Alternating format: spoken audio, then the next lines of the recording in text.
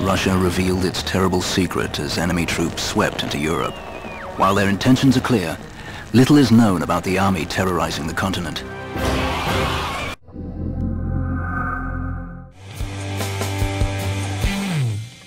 Dude. Yeah? You check out Real World last night? It's on my TiVo. Don't fucking spoil it. I think I'm gonna check out some of the roommates' favorite music videos. Brandon Sheffield told me that one of them really likes this new My Chemical Romance song. Let me know if it's any good. Alright. Oh, you got news for the podcast this week? I mean, news. We've got a bunch of rumors. Like, what's the big one? Microsoft buys Capcom, and then Capcom cancels a major PS3 exclusive, which is Metal Gear Solid Trilogy. Yeah, where'd you read that? Kotaku, Oh. I think. I think I read it on Joystick. One of those guys. Wait, didn't they buy us? No comment. Just send it over to me when you got it. Alright. So then he says, you forgot one thing. I decided to use laser cats again. It's awesome. The digital short's the only good thing I on know, that show. it's totally awesome. Hey, so tomorrow, gotta go to San Diego, you know? Yeah, don't we have to leave, like, super too early? Yeah. I'll buy you one of those iced chai latte things you like so much. You promised the Starbucks? Yeah, giant, iced. If right? that's all it takes, we'll buy you one of those Starbucks? fake drinks. Yeah, and a burrito. There's nothing fake about flavor, Ryan. Alright, it's made with a powder, dude. Powder and water. Dude, it's a syrup with milk. Syrup is the new fucking powder. That's It's all I gotta fucking, say. it's a It's powder. syrup of awesome. I hate this place. Dude, Coley, she likes jerk. I don't wanna go to work today. Wanna stay home and play all my video games on the One Up Show. You know you'll be a star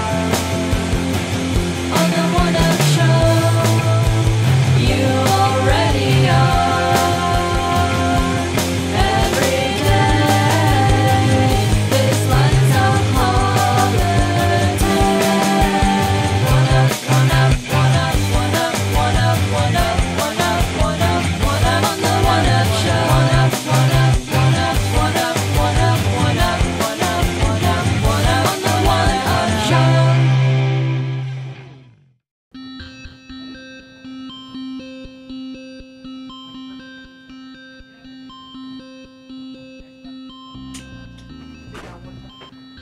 What's up, man? Hey, how's it going, man? You get the crossing footage? Yeah. You know, we got the presentation that they gave us, but... Let's check it out. Catch up. We're going to talk to you about The Crossing. It's a very special game for us. We've been thinking about this game for the last 3 years, and it's about a year ago that we actually really started to work on it.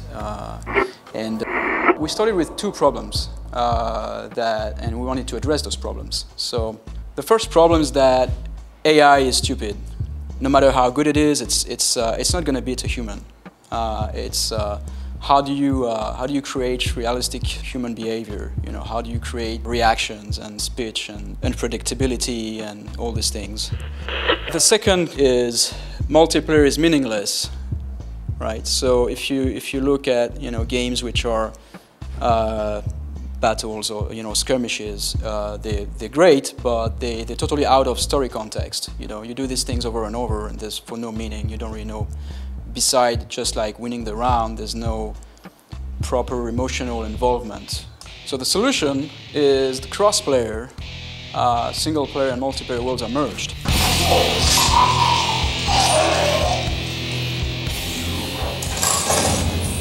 We are building a new order in this land. You can stand with us or under us.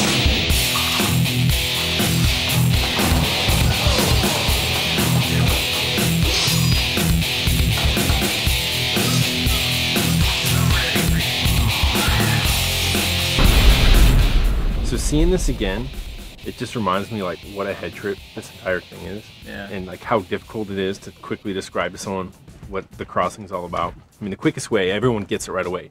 Multiplayer, single player, cross player. The two are combined. But the specifics of how the two come together is what is just like hard to wrap your head around. So like what I've been telling a lot of people, in the first sense, you have the single player game that you're used to playing. Say you're playing Half-Life, Doom, or whatever the case. But what would be an AI actor or non-playable character that you encounter could potentially be another player out there that they would jump in. So in Half-Life, say helicopter comes out, it's chasing you in the canals on your boat and stuff. All of a sudden, someone could be flying that helicopter, or someone could be one of the guys that, for what it's worth, they could be one of the guys that runs out on the bridge that you just run under, and then they fall down into the canal. The difficult thing about that, obviously, is, you know, we all want to be Gordon Freeman in that case, or we all want to be Space Marine that sends the Hellions back to hell. But who wants to be the dude that runs out on the bridge that's there, so you pull the pilings out under with your boat so they can fall down into the canal, you know? In the Crossing, rather than simulate realistic bots, we incorporate real players into your single-player experience. This is going to create a very unique climactic moment for everybody, where suddenly they have, the skirmish players have got objectives which matter and that support or stop the objective of the story players. Now, not only that, but the skirmish players have also the possibility to act as mercenaries and fill up positions of AIs. Think of it like in the Matrix movie where Agent Smith possess the peons as soon as the peons can see the story players. So, you know, you could be one of those mercenaries standing in line in a queue where anytime that there is a possibility to go there and act as a PK for the story players, then you can do so and then gain some ranking for that and other kind of rewards. So in effect, it is the best of both single-player and multiplayer worlds, because you get the narration structure and the adrenaline, the challenge of fighting with another human, and the surprise and, you know, replayability. So that's just one part of how cross-player works in the game, though. And that would be easy enough to explain, but here's the other part. You gotta think of it in terms of normal multiplayer. Say you've got two teams, you know, think of it like Battlefield or something like that, Return of Wolfenstein, enemy territory, and they are both fighting for some specified goal, whatever, you know, it's one team against the other. And what happens is that those levels that they're in can serve as intervening levels for the single player. So say you, and that's why it's even more complicated, it can be co-op too. So say the main game, you and a friend are playing, all of a sudden level 5, right? What it's going to do is take that multiplayer game, insinuate the two of you into it, change the mission structure for them so that it makes sense for you, and then maybe one of their teams is going to help you and the other is going to try to fight you and them, or in any way, shape, or form. They can just mix it up and iterate on it, you know, infinitely. And you basically play that, whatever 10-minute round of that, and that's just a round for them, and it turns out to be a level for you if you're playing single or co-op. And then back to the other stuff where you have the Agent Smith-like stuff going on, and back to that. So it's potentially really confusing. Mm-hmm. But I think when you listen to it, you immediately go, aha, that's some cool stuff. If you can get it to work. And that's what everyone says, if you can get this to work. So, regarding the story, we decided to go for a collision between two different worlds. The world as we know it and another world.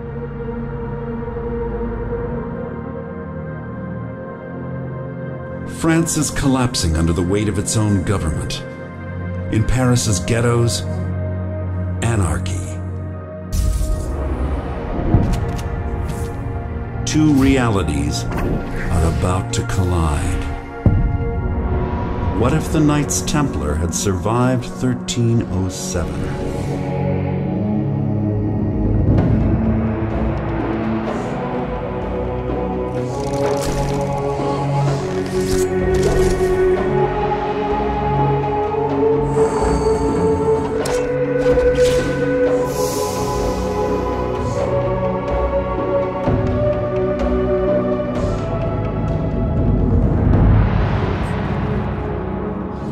Crossing is very interesting exercise because the incident that changed the world happened 600 years ago in the 13th century. And it was basically when the Templar Knights were burnt on a stake by the king. Now we just imagine, for the sake of exercise, what if they had not been burned on a stake and they had taken over France? Therefore, France had become a crusading country. And what if there had been no Renaissance? And the whole history of Europe was affected by this. It's very, very classical science fiction. So there's no magic, there's no aliens involved here. This is just an instance of parallel reality. What if something had happened in the past that changed our present? And how would things have evolved? Well, this is what I got so far. I mean, it's coming together pretty well. So hopefully, you know, end of day or probably tomorrow should be done. Did I get to come check it out? Yeah. Awesome. All right, cool, man. Can't wait. All right, later.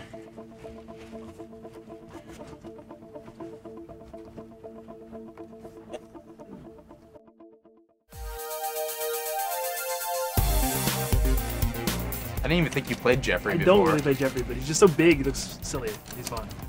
Yeah, he's not one of my characters though. I'm learning L-Blaze actually. Hey boys. What's up? What's up? Shane, what score did you give Phoenix Wright Justice for All? Yeah. I don't know. I'm playing VF5. Who cares? What score did you give it? I think like a 6. Yeah, 6. Objection! What?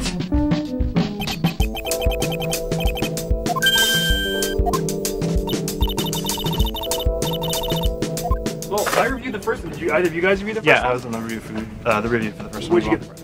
8. I gave the first one a 7. Why'd you give the first one a 7? Because it's a better game than the second one. But what? You didn't know that when the first one came out. Well, the first one was a 7 intrinsically. It's really well written. It's fun. It's innovative. But then this new one is shorter, harder, and less fun than that.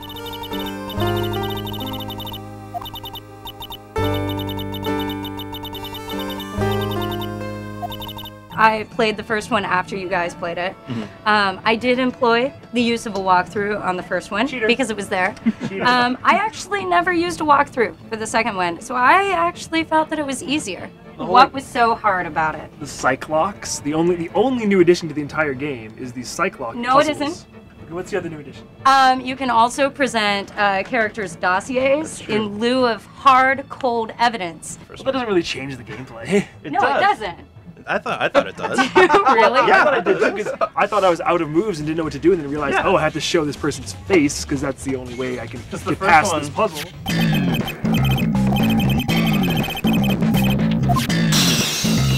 And I think with the Cyclops too, it expands it some more because you're doing like court stuff outside of court. It made me feel like I was like working the case, like I was working the case. It turned the puzzle into a fetch quest. Yes. In essence. No. And I felt, although I appreciated that they were trying to do something new, I didn't feel particularly strongly one way or the other for this additional stuff. But I felt at the heart of the game felt exactly the same, even though they added this new stuff.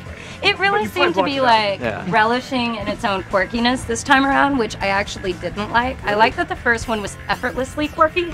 Some of the whereas characters this time, are over the top quirky now. They were pushing it a little too hard, and it didn't really have the same like pathos as the first game had. Like I had so much empathy in the like the whole Edgeworth thing. There was more like personal drama kind of in the first one. There's all this really weird like mystical stuff, and like they kind of like act like that's okay in a court of law, and it's like, like, yes, she transformed into this other woman, but like, could you imagine that in a court here? And like, no, that's it's a little weird. The mystical stuff actually did rub me the wrong way. Like, you have this magical stone called the Matador or whatever. That's the Megatama. Oh, right, the Megatama. Pardon me.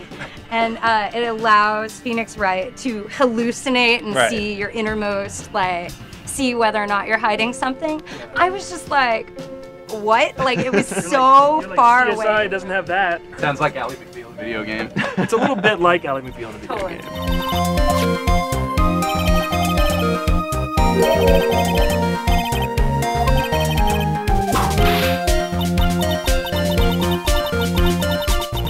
I don't want to diss it, even though I gave it a 6, which is an above average score. I still think the writing is excellent. It's super funny. Like, the characters are great. The writing's great. The actual cases, they're very well done. Like lots of twists and turns. See, I thought it wasn't quite as funny this time. Me too.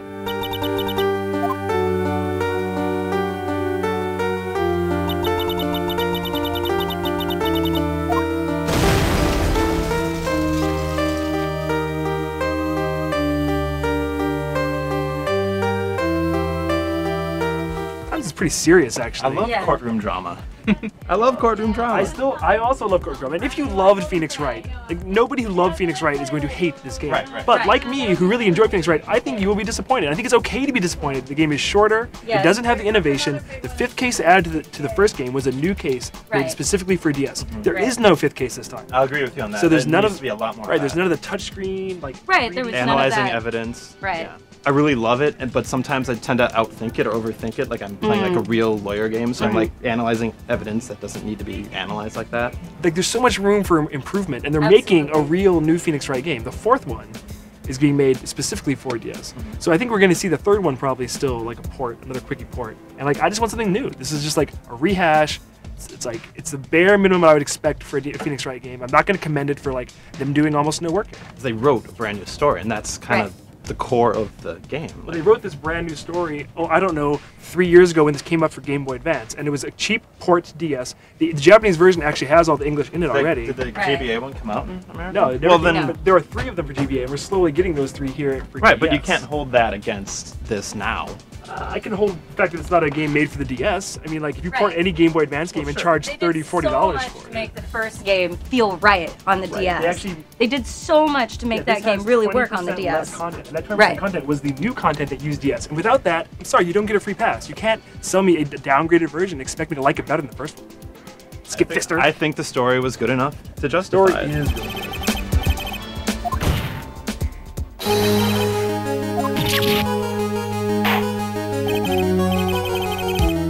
Phoenix Wright fan, and you have, say, $30 to spend on an adventure game this February, don't buy Phoenix Wright. Instead, buy Hotel Dusk. Better game. Well, and it's made for DS. Nice. Speaking of which, I'm ruining your score here. Oh my god! He's clowning you. When I beat Milky on the 1UP show, yeah, it'll be because I trained with you. So objection sustained. Thanks. Let's go. Bye. Overruled. You're gonna die now. Again.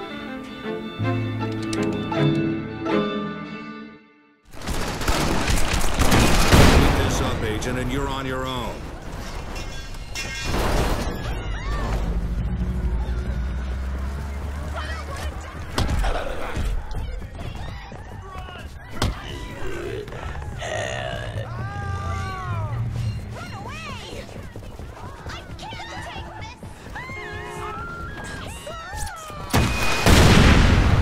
We say it's like a GTA-like game, but it's not quite. No. You're a super cop, super police. It's not even not quite. It's not at all like a GTA game.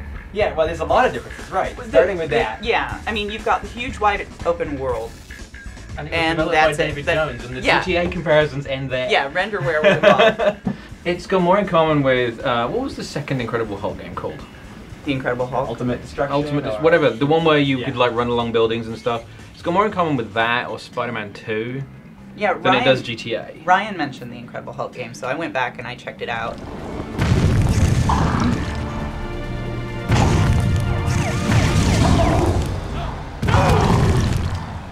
There were cooler things I could do as a super powered creature, you know? Like, the thing that began to wear on me and just made me feel like, God, there's so much more potential here with Crackdown, is that it's just, you're super powerful and now you're gonna go shoot more bad guys. And that's it. I mean, oh, you can jump over a building, now go shoot more bad guys. There's no variety to the mission. While it seems that they reduce very simply to go kill this dude because you're near him, go kill this girl because you're near her. There's a sort of weird complexity the way the game allows you to go through these. And it's really... Every Kingpin has, what, 6, 7 bosses that works for them, and each of them is responsible for a different thing with this. So there's weapons development and recruitment and vehicles and there's HR. There's HR. Yeah, so there's treating a gang as a business, and then so what you're doing by attacking the bosses is tackling the departments within the business of that gang in order. And depending on the order that you take them on, the game changes dramatically. Colonel Axton Cowell's removal is doubly beneficial. Without his all-seeing eye to guide it, and his considerable security system to protect it. So if you take the weapons guy out first, you're only ever going to be up against a lot of guys because they're still recruiting, but they're all going to have the simplest weapons in the game. Or if you go after the car guy, they're not going to come after you with vehicles. But if you take the recruitment guy out first, the bad guys don't respawn. I think there's a sort of secondary layer to it It's not like it just hands it to you on a plate and says, hey, this is how you play this game, go do it like this. I mean, the bosses aren't really the challenges, it's more, and the boss himself is never a challenge, it's what he surrounds himself with. Right. Like, and as you get further and further into it, you can walk into something, and I think the beauty of the graphics is because they're so simple that they can throw tons of stuff on the screen. Yeah. So you can walk into a building and there's 50 guys lock onto you. But you're still just gonna be able to go in with a bunch of weapons and shoot until the guy dies. There were several times where I just basically ran past all the bad guys and just shot the head boss, never dealing with any of the bad guys, and then leapt out, and then the Peacekeeper Force comes in and kills all the bad guys for you, and that's it. I mean, at its heart, I mean, it's just a... It is. It's just a shooter. It feels like an old Nintendo arcade game where there's a guy at the end, you just run through hundreds of mindless goons between you and him. They are That's all it super is. mindless too. I found that I could sneak up on them with my SUV. No, seriously, like things are one of the silent best these ways, days, you know, one of the best ways to get more driving points is to just run people over. Right. Only some of them would dodge out of the way at the last second. So if you just slowly roll up to them, they're shooting the gun at you. But if you got the agency SUV, it barely hurts you. You slowly roll up to them, they just stand there shooting at you, and then you just hit the gas and run right over. I think that the shooting, as far as in these like emergent world games, is always something that they're terrible with. Like Grand Theft Auto, the biggest problem I've always had with it was that it's just not fun to kill people at all because the targeting's garbage, and the targeting in Crackdown's actually far from garbage. But with the right stick, you can actually target different parts of people or vehicles.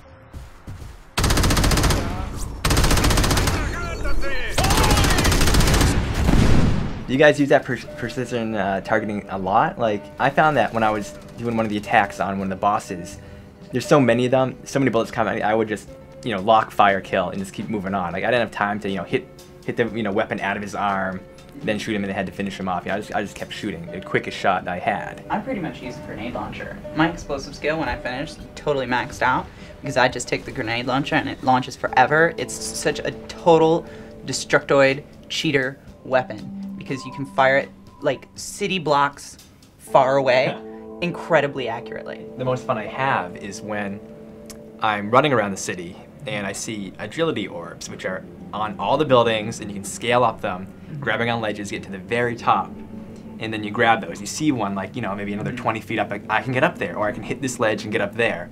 And that I enjoyed that kind of platformy puzzle solving more than I did the repetitive missions.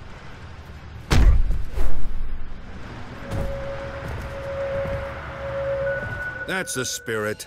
I think co-op is a big deal, and it was a lot of fun because you can jump in whenever. And I think that's why the story is so non-linear. There's no narrative thread going through it because you can take on a mission, and because there's no cutscene or anything, your buddy can be on another island doing whatever the hell he wants. Like, you don't have to be together at all. But then you can be like, oh, your buddy is under fire, go help him. You can do that or not. There wasn't a sense that we were really teaming up against anything, and Ryan and I were playing, and I was just basically like, so what are we doing now? I don't know, let's go kill a bad guy. I was playing with a new character, and Ryan's character was super powered up, and my character was brand new, and it was very uneven. He was just blazing through all these bad guys, and I basically wasn't getting any points. You're going to have to figure out how to get somebody who's at your level, because they're able to jump over buildings and get to places very quickly that you can't. With the co-op, I could see people who are into this sort of thing, but I can see emergent gameplay coming from people deciding, oh, how high can I stack cars? Because it will that world will one guy persist. throwing cars, the other one shooting them, and see what happens. I think there's going to be a lot. I think we're going to see a lot of videos taken from this game.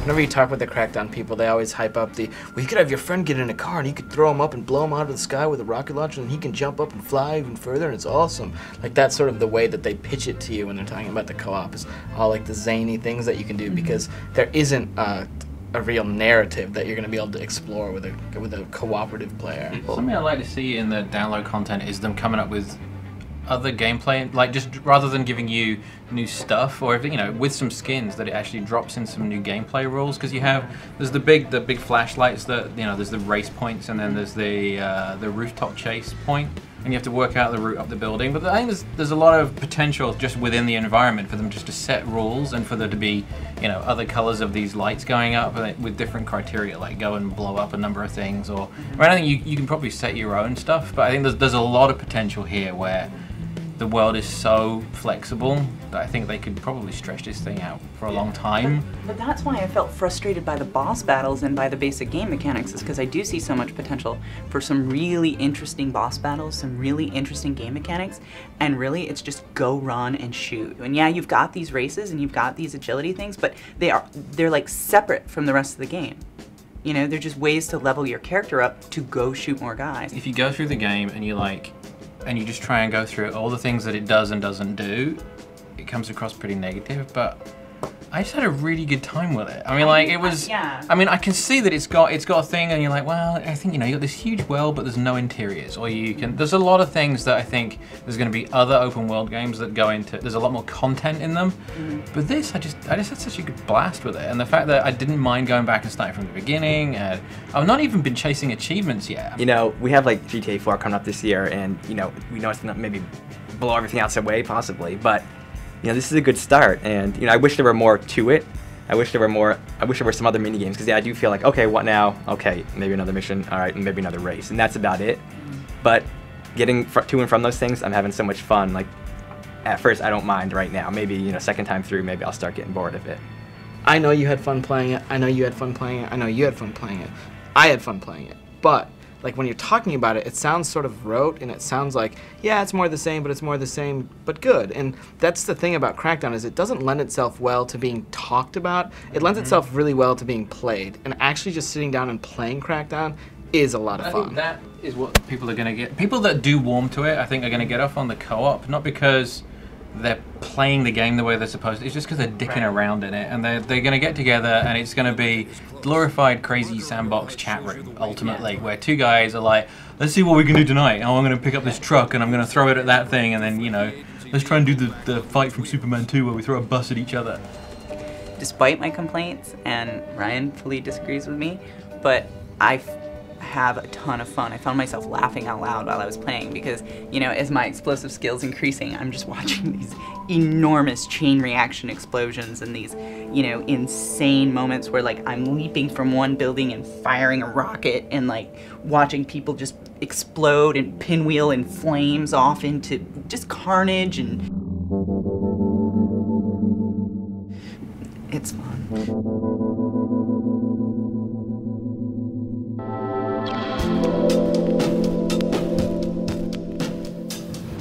It's weird visiting with David Jaffe about, you know, a game like Calling All Cars, because, you know, he mentioned it, and it's clear once he did, but it's totally influenced by, you know, like games like NBA Jam and these midway like arcade titles from, you know, the early to mid 90s. It's just so much different than God of War, but not like terribly different from something like Twisted Metal. You get tied into these 3-year cycles, and you kind of put your head down and you don't see the sun for 3 years. And the idea of actually putting a game out that took 6 to 8 months, which is where this is going to come in at, is just a great feeling. It's because you can see the end of the road. You can see the light at the end of the tunnel almost from the very beginning.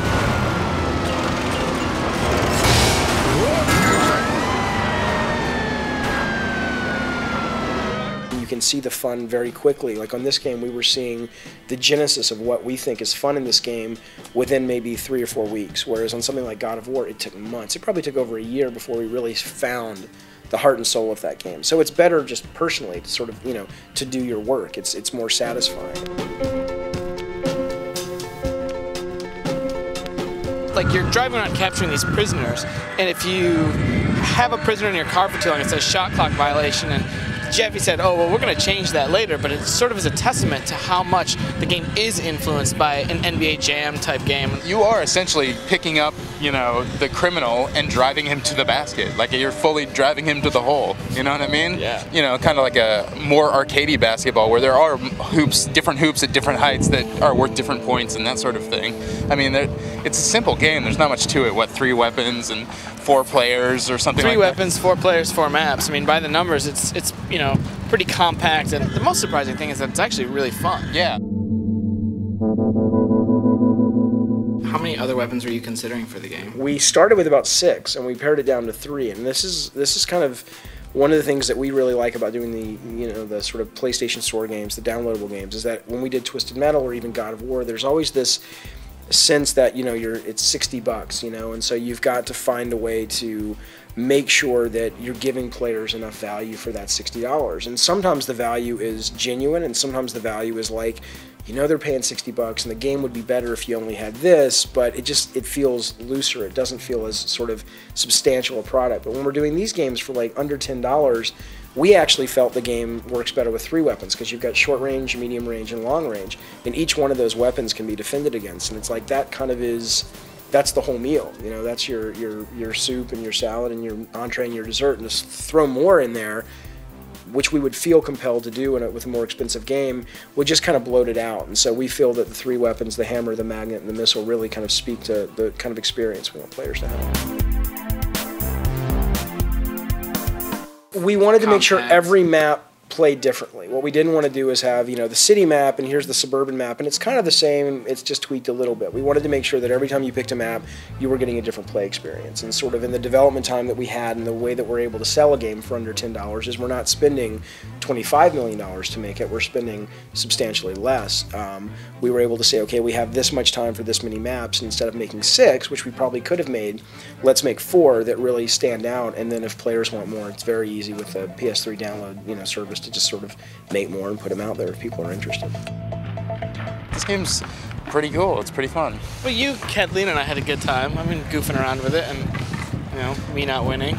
Yeah, but at the same time, like, I thought like, okay, I won the first game, and it looked like at the beginning of game 2 that I was a shoo-in to win that one, but it goes back and forth just like anything else. But at the same time, it doesn't feel like, I don't know, like how Mario Kart feels, where luck plays more of a component to who wins or loses, more than skill, I would say. Well, yeah, like the first game, you got out to that big lead because you scored into one of the 2 extra, like the helicopter and the paddy wagon come out. And if you score in one of those, if you deliver a criminal at one of those, you get more points. Right. And you scored on one of those, and you got such a huge lead that it was hard for us to make up the difference. And Jaffe talked about how that was like, that's a design flaw right now that they're like ironing out to make sure that when someone gets out to a lead like that, there'll be ways to compensate, like maybe the helicopter will spawn again or stuff like that. And right. it's not just like, I'm in last place, oh, lightning bolt, I win. I would never put this game out on Blu-ray. It wouldn't work at retail. It's not the kind of game people buy anymore at a $60 price point or a $50 price point. Even if you look at like the success of Uno on Xbox Live, which is a game I play all the time now. I love that game. There have been Uno games on, I think, PS2. I know there's been one on the DS. If they barely sell at all, it's just a little bit. And it's been a huge success for Xbox Live Arcade, and it's because I think the kind of games that you can make and the kind of subject matter you can deal with is different when you're asking somebody to pay $10 and you're asking them to, here's a free demo before you buy, and you can buy it at 2 in the morning when you're sitting on your couch and you can't sleep. It's a different experience, and because of all those factors, I think we can sort of tackle different kinds of games, either from a thematic standpoint or from a gameplay standpoint. So that's another big difference that excites me a lot. One of the biggest critiques of the PlayStation Network is its lack of like a holistic, like across the board community. And it's not as easy to navigate as, say, Xbox Live is right now, just because it's left to the developers. So, even inviting your friends to a game is a little bit stickier. And this game lends itself so well to multiplayer functionality and networking. Right. I mean, how are you tackling that? That doesn't worry me at all. I got Xbox 360 almost from the day it was out, and it was nowhere near the level of sort of feature set and robustness as it is now as it was when I purchased it. I mean, so a lot of the things people are complaining about on the PlayStation, oh, you can't do anything while you're downloading, or it won't save sort of in the memory footprint of the download and you have to come back and start all over again. All of those things were apparent and existent on Xbox 360. And so I'm not worried at all about that, especially that we're launching in March. My understanding is, and this is all just, I'm reading, y'all's website, and I'm reading, NeoGAF and going, there's something coming in March. I think Phil Harrison mentioned that about for the launch in Europe. And so that doesn't worry me. In regards to the developer side, which is a different issue in terms of there not being necessarily the Xbox Live Arcade or the Xbox Live, I guess, sort of environment and infrastructure. You know, we haven't seen any problems with resistance. We've had no problem with calling all cars. You know, so far that hasn't really proven to be, as a game player, I haven't really experienced, you know, I played Ridge Racer online, I haven't experienced that problem. The thing I've experienced is like, yeah, it really sucks that I can't do anything else while I'm downloading. It really sucks that, you know, my kid bumped into the thing and shut my system off and I have to restart the download. All that, my understanding is that's all being addressed, and so it doesn't concern me. I kind of feel like no one would be talking about it if it wasn't David Jaffe who made it, you know what I mean? Yeah, well, that's the thing. If this was just some like innocuous XNA developed title, no one would care. Exactly. But because it's like, it's the guy who made God of War. It's, you know, it's a big deal. And the game, I mean, the game for like one of the first 5 or so PlayStation Network, you know, created titles, it's cool. And if they can get more of their premium developers, like maybe get Ted Price and Insomniac on a game like a small casual type game too. I mean, if that becomes another resource for Sony to use in their first party, I think it could be really good. And if Calling All Cards is any indication of the direction that those guys can go, all those like first party developers, I think PlayStation Network could be okay. Yeah, I would especially like to see some of the Japanese developers that Sony has, their first party teams out there, like, you know, the Eco team or something like that, try to do something a little bit smaller, something that doesn't take 3 or 4 years to make, you know what I mean? And it's more than just a series of pictures. Yes. Hey man, I played early builds of that game that ran at like 10 frames a second. I still liked it, so. I don't know. I mean, talking with Jaffe, wasn't it sort of like sometimes it's like more of the same? Like, didn't he shit all over One Up Tech last year when you guys talked to him? He always does that, but you know, on some level, you just gotta roll with the punches if you're throwing punches of your own. Do you feel like SCEA sent Resistance to die? We didn't do that, did we? I guess they weren't that tough.